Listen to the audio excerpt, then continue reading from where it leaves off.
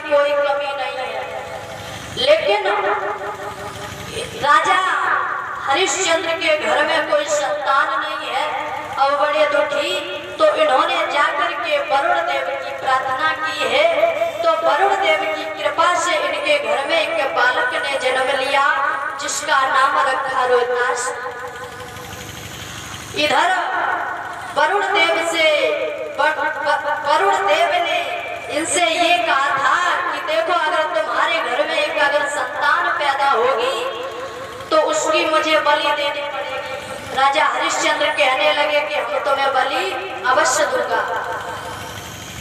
जब उनके घर में एक पुत्र ने जन्म लिया तो मेरे भैया कहने लगे अब क्या राजा, अब तो राजा वो बात भूल गए। जब भूले हैं तो वरुण देव आ जाते हैं, कहने लगे देखो, तुमने प्रण किया था कि जब मेरे संतान पैदा होगी तो हम तुम्हारा यज्ञ करवाएंगे और बलि देंगे, अब मुझे बलि दो। तो कहने लगे महाराज कि अभी तो वो बहुत छोटा है, थोड़ा सयाना हो जाने दो, फिर हम तुम्हारी बलि जरूर देंगे। वरुण देव चले जाते, फिर आते, कहने लगे देखो, अब मुझे दो बलि।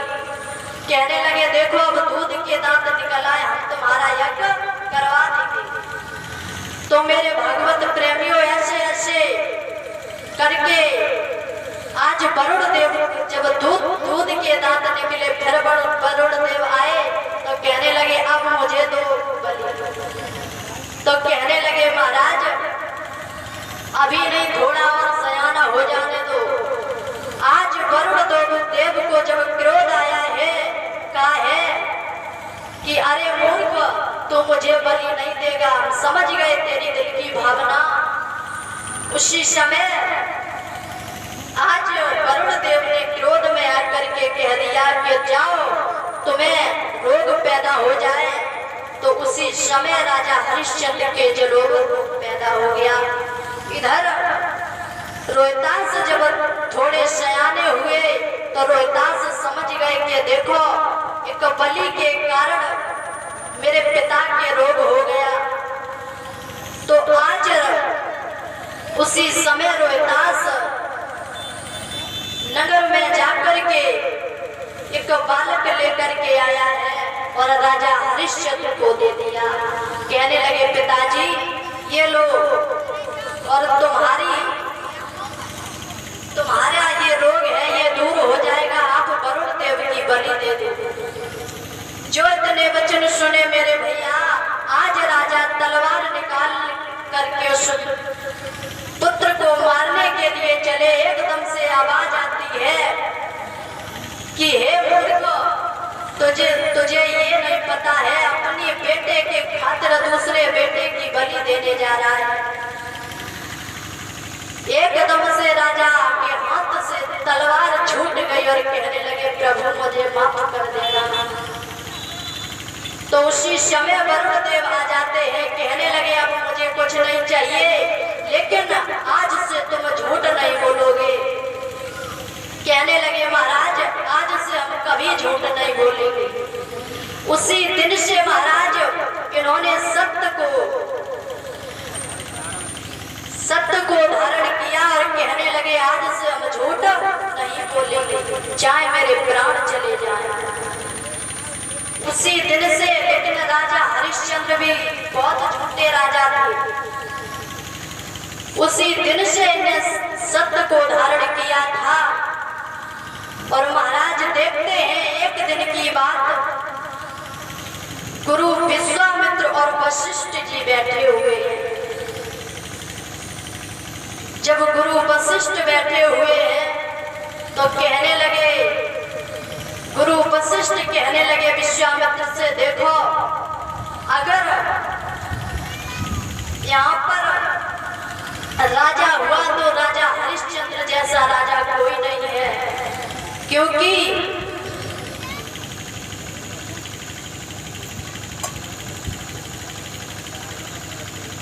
बोलिए गोविंद भगवान की। तो मेरे भैया आज राजा हरिश्चंद्र कहने लगे तो विश्वामित्र कहने लगे कि हम ऐसे कैसे मान ले। तो कहने लगे नहीं मानते तो परीक्षा लेकर के देख लो। तो आज मेरे भागवत प्रेमियों, आज विश्वामित्र ने शूकर का रूप धारण किया और जाकर के इधर राजा शिकार खेलने के लिए चले हैं। जब जंगल में पहुंचे तो शूकर को देखा है। बोलिए गोविंद भगवान की, बोली सच्चे दरबार की। इधर शूकर का रूप धारण करके पूरा बाघ को देश नश कर दिया। जब माली ने रोका तो उसे घायल कर दिया। माली ने जाकर के तुरंत राजा हरिश्चंद्र को बताया, महाराज आपकी बगिया में एक ऐसा शूकर आया है, उसने सारा देश नश बाघ को कर दिया।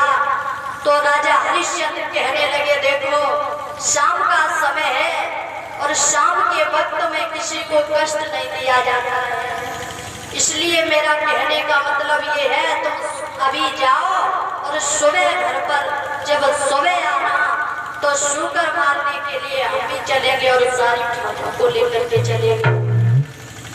आज मेरे भागवत प्रेमियों जैसे ही सुबह हुई तो जाकर के राजा हरिश्चंद्र ने फौजों को तैयार किया, खुद तैयार हुए, मंत्री को साथ में लेकर उस शूकर का पीछा करने लगे। कहने लगे चारों तरफ से खड़े हो जाओ और आज शूकर जिंदा ना निकल पाए। तो मेरे भैया शूकर को मारते मारते शूकर बहुत दूर निकल गया। राजा पीछे भागते चले गए।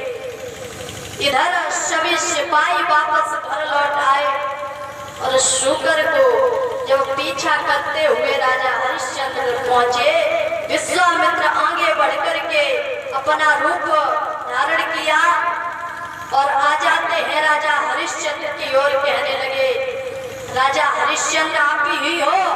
कहने लगे हाँ हम ही हैं। जो इतने वचन सुने तो कहने लगे वैसे हमने तो सुना आप बहुत दानी हो।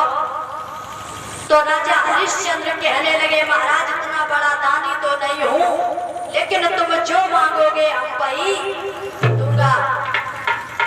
तो कहने लगे अगर तुम वही दोगे तो पहले तिरवाचा भर जाइए।